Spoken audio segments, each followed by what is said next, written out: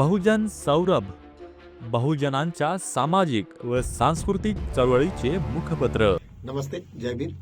मैं advocate doctor Siddharth Kamble, दैनिक बहुजन सौरभ का मुख्य संपादक। मित्रों, आज बड़े खुशी की बात है कि हम लोगों ने, हमारे ग्रुप ने दैनिक बहुजन सौरभ की शुरुआत की थी 25 तारीख को, 25 दिसंबर को। आज उसके 5 साल कंप्लीट हो गए। मुझे लगता है बहुत बड़ी एक उपलब्धि मैं मानता हूं जिसे, कि पेपर चलाना इतना आसान नहीं है और इतने इसमें विदाउट एडवर्टाइजमेंट्स पेपर को कोई बात लेके जाते हैं हम लोग, तो कितनी कठिनाइयां होती है।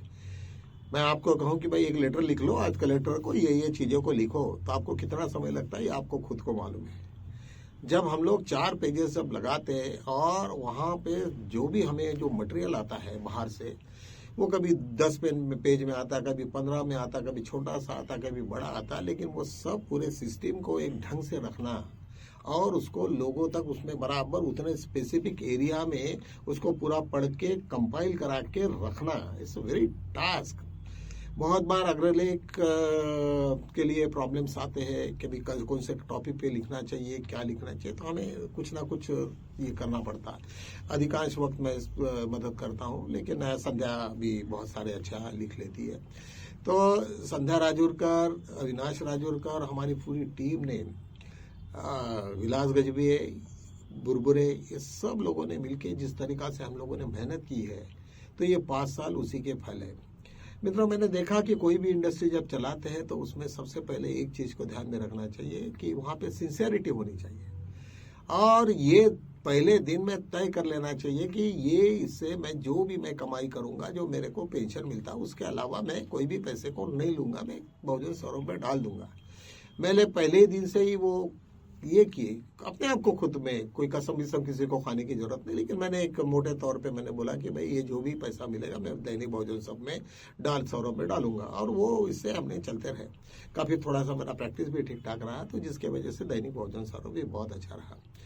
आज ये करते करते 5 साल में मुझे बहुत सारी कठिनाइयां आई है। हमारा मार्केटिंग का टीम, हमारा प्रेजेंटेशन, हमारा पेपर, आज मुझे ये लगता है कि आज हम फिजिकल फॉर्मेट में ज्यादा लोग नहीं है हमारे साथ जुड़े हुए, फिर भी 3-4 हजार नागपुर के लिए बहुत ही कम हो गया, लेकिन तो हमारे यूट्यूब व्यूअर्स बहुत ज्यादा है। हमारे यूट्यूब्स और हमारे हम जो व्हाट्सएप पे हमारे जो टोटल रीडर्स है वो करीबन 2 लाख से ऊपर ज्यादा है।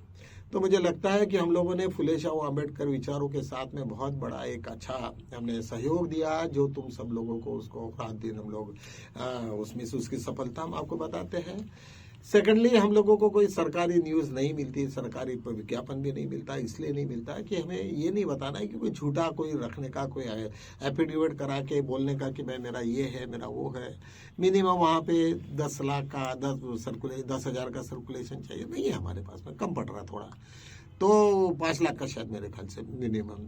हमें नहीं लिखना है कि भाई मेरे को इतना है और उतना है और जबरदस्ती से कोई झूठी एफिडेविट फाइल करना, जिससे एडवर्टाइज तो मिलेगी, लेकिन जब तुम किसी चीज को, जब तुम्हारे ऊपर में हमला करेंगे, मतलब पेपर के ऊपर, कभी आरएसएस हो या बीजेपी, कुछ ने कोई हमारे पास में ये लग जाएगा झूठे एफिडेविट के ऊपर में, तो मेरे लोग भी मुझे परेशानी में नहीं डालने चाहिए। तो ये सब चीजों को ध्यान में रखते हुए, लीगल सिस्टम को ध्यान में रखते हुए, जो जिस तरीका से हम लोगों ने ये शुरुआत की, तो मुझे लगता है कि हम सब 5 साल तो कम से कम चला सके, उसके लिए मुझे बड़ा अच्छा है। मेरे सब रीडर्स को, मेरे सब यूट्यूबर्स को, मेरे सभी लोगों को मैं धन्यवाद दूंगा कि उन लोगों ने हमारे इस काम में हाथ लगाया। और स्पेशली मुझे ये पता चला कि हमारे यहाँ पे जो स्पेशली बाबा साहब को मानने वाले हैं, बुद्ध को मानने वाले हैं, उन लोगों ने दिल खोल के हमें मदद की है। मतलब जो भी पेपर का जो श्रेय जाता है, तो मेरा हमारे भागधारक है 25,000 रुपए ने उनको दे के आज उन्होंने हमारे ऊपर में जो ये किया, हमारे ऊपर मतलब पूरे समाज के ऊपर में जिस तरीका से उनके दायित्व में हम लोग हैं, तो निश्चित रूप से मैं उन लोगों को भी धन्यवाद देता हूँ। चलो, संक्षिप्त में आज भी हमारी बातों को मैं थोड़ी इसमें कर लूंगा। आज सबको मालूम है कि अरावली की बात मतलब 800 किलोमीटर से भी ज़्यादा जो भी पहाड़ी है उसका जो हाइट का जो डेफिनेशंस को चेंज करने से पूरा का पूरा अडानी अंबानी को बहुत सारा उसको बेनिफिट मिलेगा, लोगों को बहुत नुकसान होगा। ये सब बातों को ध्यान में रखते हुए कल अर्नब जो गोस्वामी का एक वीडियो आया जिसको हमने बी आर गवई जिन्होंने वो जजमेंट लिखा उसके ऊपर में था। उसके ऊपर में जो हाइट जो है पहाड़ों की वो 100 मीटर से ज़्यादा नहीं होनी चाहिए, वही एक सबसे इम्पोर्टेंट वहाँ का इशू था। और वो डेफिनेशन कम होने की वजह से वहाँ पे वो जो हिल्स है उसका पूरा का एरिया और ये जो डायमेंशन है वो खराब। अभी बार बार राहुल अपने बी आर गवई जी कह रहे थे कि भाई मैंने थोड़ी किया उसमें, ये तो एक एक्सपर्ट टीम थी। अभी एक्सपर्ट टीम जो थी वो किसकी थी? वो तो कम से कम वो बीजेपी के वालों की थी, जिनको वो उनके हित में थी कि उसका ये कम करो। उनके लिए तो कोई आधार नहीं था, लेकिन कम से कम अपना थोड़ा सा उन्होंने ये लगाए रहते कि भाई 100 metre is a too less, क्योंकि इसमें यदि यार बड़ी बड़ी पहाड़ों को क्या तुम खत्म कर दो, उसको सिर्फ रखोगे और 100 मीटर से कम वाली पहाड़ियों को गिराओगे तो 80% तो खत्म कर दोगे तुम। तो ऐसे सिचुएशन में ये हुआ। अर्नब गोस्वामी ने आजकल मोदी सरकार को बहुत सारे प्रश्न किए, पूरे देश में ये चल रहा है, लोग रास्ते पे आए हैं। निश्चित रूप से मुझे लगता है कि इसमें थोड़ा सा सभी लोगों की ये हो गई, किसी ने रिकमेंडेशन किया, अलग अलग टीम थी। खैर जुडिशियरी को इतना टाइम नहीं है कि वो जाके उसकी हाइट कितनी है क्या है, जो टेक्निकल टीम का जो रिपोर्ट आया उसके आधार पर करना था। कई सालों से पड़ा हुआ वो मसला था, लेकिन उन्होंने वो हल किया और यही नहीं, क्लोज नहीं किया। उन्होंने कहा कि भाई ठीक है, जैसे जैसे भी लोग रिकमेंडेशन आते जाएंगे तो वैसे वैसे एक्सेप्टेंस है, उसको क्लोज तो नहीं किया कि इसके बाद में सब खत्म हो जाएगा। जो भी पर्यावरण के साथ में खिलवाड़ होगी वो उसको सब पूरा उसको सुना जाएगा। उन्होंने सब ओपन रखा है। उन्होंने बार बार कहा कि भाई this is not a closed matter, this is open to everyone, all citizens can apply for this and they can argue this matter again, whatever the judgement will come out, वो भी उसके ऊपर में सोचेंगे और अपने हिसाब से अपना काम करेंगे। तो ये सब चीजें होने के बाद में भी लेकिन लोगों ने कुछ जगह पे टारगेट बनाने की कोशिश की, लेकिन मुझे लगता है कि वो सब ये होना चाहिए। आज संपूर्ण देश में और एक मसला चला है। दिल्ली का एक बहुत यूपी का एक डॉन था कुलदीप सिंगर करके, और उसने बहुत सारे रेप और मर्डर्स और इसमें एक पीड़िता को उन्होंने के ऊपर में ये जो थी, तो वहाँ पे वो जो उसको पहले तो नॉन बेलेबल था, उसके बाद में फिर वो हाई कोर्ट में गया और हाई कोर्ट से उसको बेल दी और कहा कि भाई 5 किलोमीटर तक का वो जाएगा नहीं। जब इतने हत्यारे इतने सारे ये होने के बाद में भी जब हाई कोर्ट ने बेल दी तो सब लोग रास्ते पर आ गए।